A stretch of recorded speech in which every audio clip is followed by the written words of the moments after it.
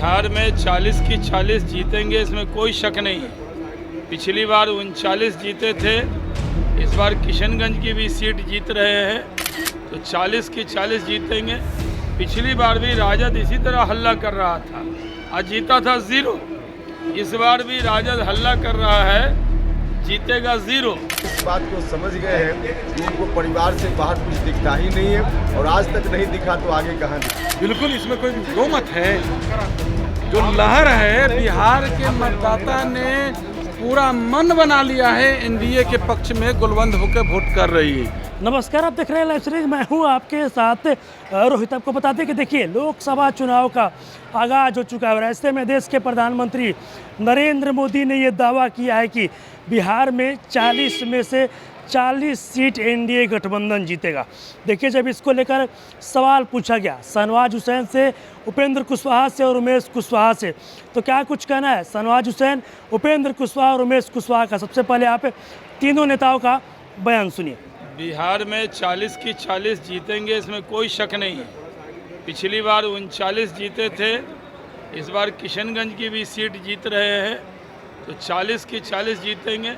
पिछली बार भी राजद इसी तरह हल्ला कर रहा था, आज जीता था 0।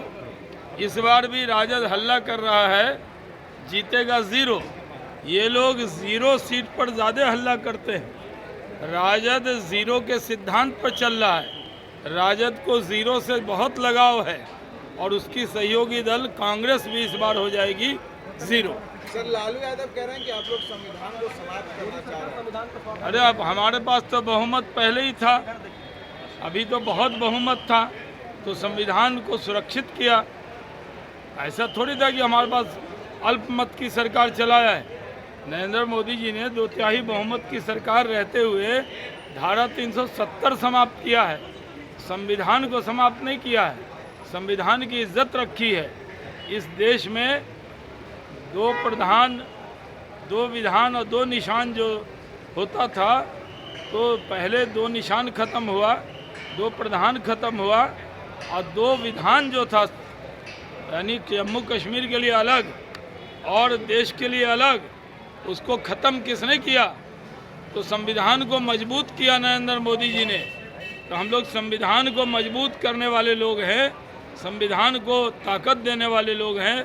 बाबा साहब के अनुयायी कोई पार्टी है तो वो भारतीय जनता पार्टी है, उसके नेता नरेंद्र मोदी जी हैं। रोहिणी आचार्य आज नामांकन करने जा रही है, बहुत दमखम के साथ इंडिया गठबंधन के तमाम नेता लोग। हर उम्मीदवार जो है दमखम से ही नामांकन करता है।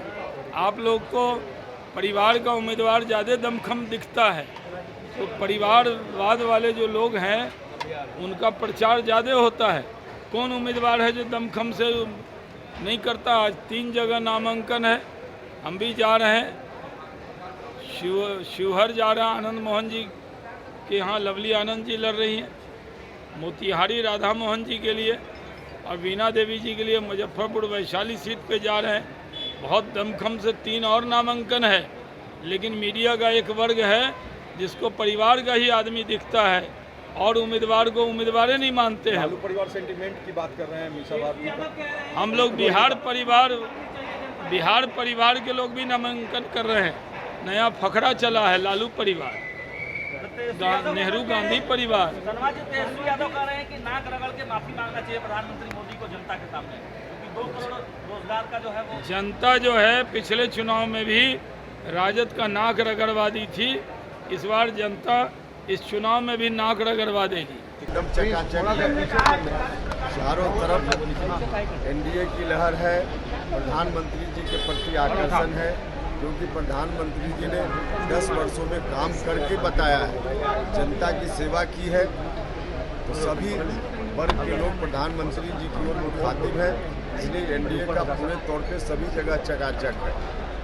आज रोहिणी आचार्य के नॉमिनेशन में जा रहे हैं, तो उनका तो पूरा का पूरा जो भी उनकी राजनीति है परिवार तक सिमट गई है।